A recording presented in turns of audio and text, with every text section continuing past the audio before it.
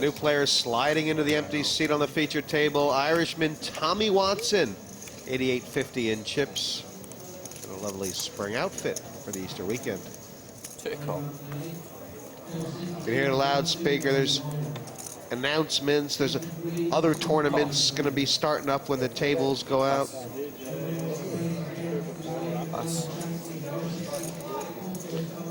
Patrick Bonner's limped here with the ace-5. Raise 600.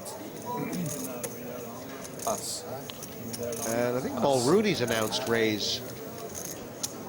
Well, he's picked a good time to do it. Pass. It is sort of among the ways the game changes and moves on, Barney. This sort of idea that if someone limps, just calls, you must punish him. It's happening all the time now. Well, I mean, it's as if Mulrooney knows exactly the kind of hand that his opponent would be limping with, and Mulrooney's very unlucky actually that Bonner has managed to hit his kicker and checked possibly with the intention of calling or raising. Now he's betting his own hand, and he's got a slight problem here, Mulrooney. Now if he raises here, how beautiful will it be?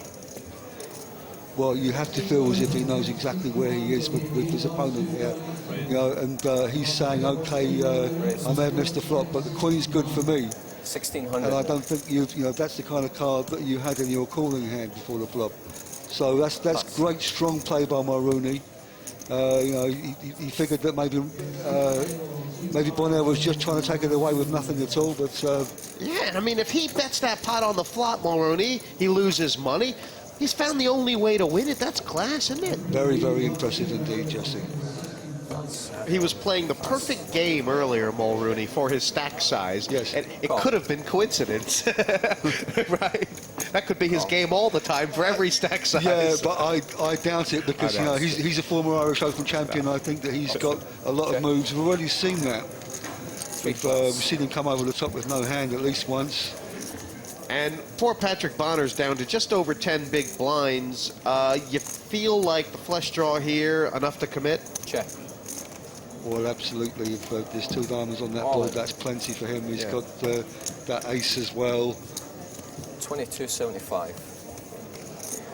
And Lockman's pretty sick. And I don't know. Is this an automatic? He seems to think it might be. Well, I mean, I suppose he thinks that Bonner's not going to shove with a 9, is he? And you know, but if he hasn't got the 10 with a better kicker, then he's probably got a big draw with overs. So Loughlin, yeah, I mean, I think it's a call because so much of the time you're up against a draw here, Jesse. And also, perhaps, you know, with his stack size, he can afford to flip, is what it's turned out to be. Yeah, I mean, he gave himself time to think. He knows that Bonner's not someone who's going to stick it with no hand. But he counted the chips, worked out with the pot odds, and it was pretty much an automatic call for Loughlin. Patrick Bonner could be on his horse. He's done nothing wrong, but he needs to hit here. Yeah, you kind of hope for him. It would only be fair now after what happened in the last big pot he was in, and he really does deserve to hit an ace or a diamond and stay in the game. That's the code of the Old West, not Ireland. What, not even the west of Ireland?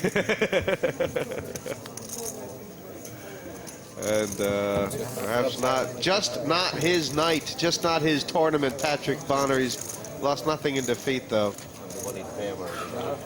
And for Finbar, the rich get richer, over 30K. Looking well poised for it. When you've got a big stack and you win those flips as well and you keep building, you know, you're destined for a deep, deep run in a tournament, Jesse. And Finbar with over 32,000. We're going to be seeing a lot of him, I should think. I feel okay, enjoy playing on it, yeah. It's a good run out. I like going to these things, you know. So, I enjoyed every minute of it, really. It was very good. Call. Ben Blackmore on a bit of a flurry, a couple pots in a row, and Sheringham's woken up with the kings. Has he limped here? I believe he has. Well, this is good. I was going to say, because 700. he's limped a couple of times, so he's set this one up nicely. And well, now this is going to play itself anyway, isn't it, Jesse? It's a complete cooler here, and you feel for Paz because 5 to call. money's going in, right? Money's going in, you know, and not only has Sheringham limped and passed a few times, Paz has raised a few times and without big hands or has appeared to. So neither of them think that the other one has got anything like they've got. They're both very happy with their hands at the moment. But now it's only Teddy Sheringham who's happy with the situation. Poor Paz. 4, 50, 7, 5. It is Sheringham all in, 7, but 5. Paz dogging it, and about 4K back.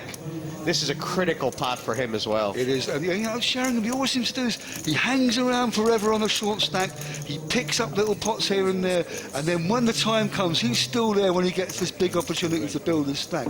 And he's going to be right back in the game now if his kings stand up, Jesse.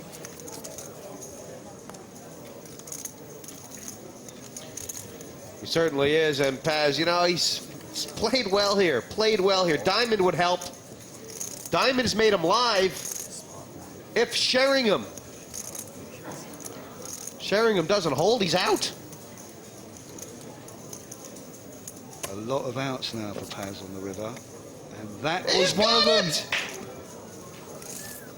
Well, that's very, very cruel, very cruel.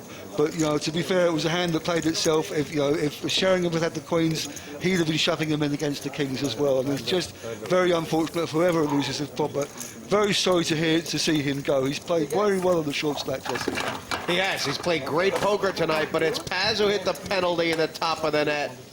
I don't think he realised that I had kings. He thought he was well in front, and played the hand nicely and got it in with the best of it. So you love us over here, don't we? I love coming over. It's a good little tournament. Perhaps there's no man who wants to win the Irish Open as much as him, and perhaps no man who'd have a bigger crowd of support should he do so. Irishman Parkinson in seat number 1 with just over 12,000. In seat number 2, he's a sole survivor so far, Stephen McGraw, 13,025 in chips.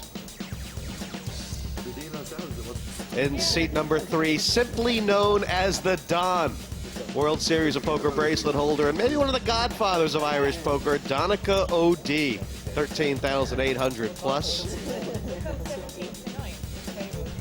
In seat number 4, this is Rory Hogan from Limerick City, just over 16K. And Dimps Maker from the UK, 20,000, nearly doubled up from his starting stack from Surrey. She's either the woman in UK poker most dual result or the best kept secret, aggressive Jen Mason with nearly 30,000.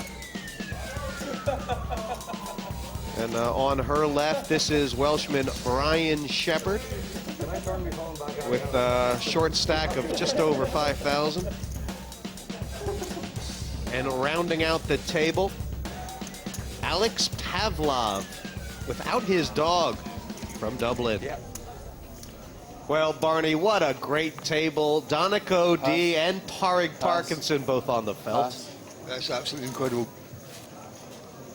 I mean, they might be the two guys who have tried the most number of times without success to win the Irish Open. And you know it's a sore spot because they both got glittering poker resumes, but being very patriotic Irishmen, this is a title they want. It is, and I should think that Donica's been making his living out of having position on Padraig for about the last 40 years. And but neither of them are going to be too happy to be having the tangle with each other at this stage in the tournament, Jesse. Well, Padraig's raised this up, and Padraig is of the NE2 school, isn't he? Absolutely. You know, he was a Scandinavian before the Scandinavians were invented, Jesse. He's led at this flop, doesn't need anything, just aggression. And for Stephen McGraw, you know, what's the value of the ace high? Well, he may know a little bit about Parig's game from having played with him, and this is strong stuff. This is absolutely fantastic play. He's allowed Parik to represent, and he's not betting because he thinks his ace is in front. He's raising because he thinks that Parkinson's at it a lot of the time, and this is a great statement from McGrath. Old Irish poker, new Irish poker. This is Irish poker. Get in there and get the chips. And for Stephen McGraw, this could be the beginning of him making a big statement about his place in the tournament and poker as a whole.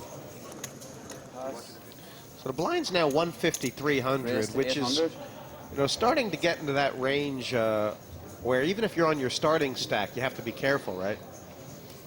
Call of 800. Well, this is good for Parkinson. I mean, he was recently caught out raising with no hand, and now he's come straight back in again with another raise, and this time it's much stronger. Call 800. Yeah, and it was decision time for Dominic O'Day. I mean, could have re-raised. He could have done because, you know, Parkinson, you know, I think he's got Porrick's number to some extent. I think he knows that he's up against something genuine, otherwise he would have re-raised. And McGrath got in the middle with certainly the livest cards, Jesse. It's not a bad flop for the raiser there. Good enough for Parkinson to check it, in fact. And I think this is sort of an indication of either the respect or the image that Dominic O'Day has. He calls behind you. You know, you don't like the ace high anymore, do you? Absolutely. You know, and this is great play by O'Day, and he probably thought he had the best hand actually. Yes, 10, Sean. You owe yourself. And Parig thinking there, geez, what kind of image do I have? Donica plays off his own image and takes that one down with the worst hand.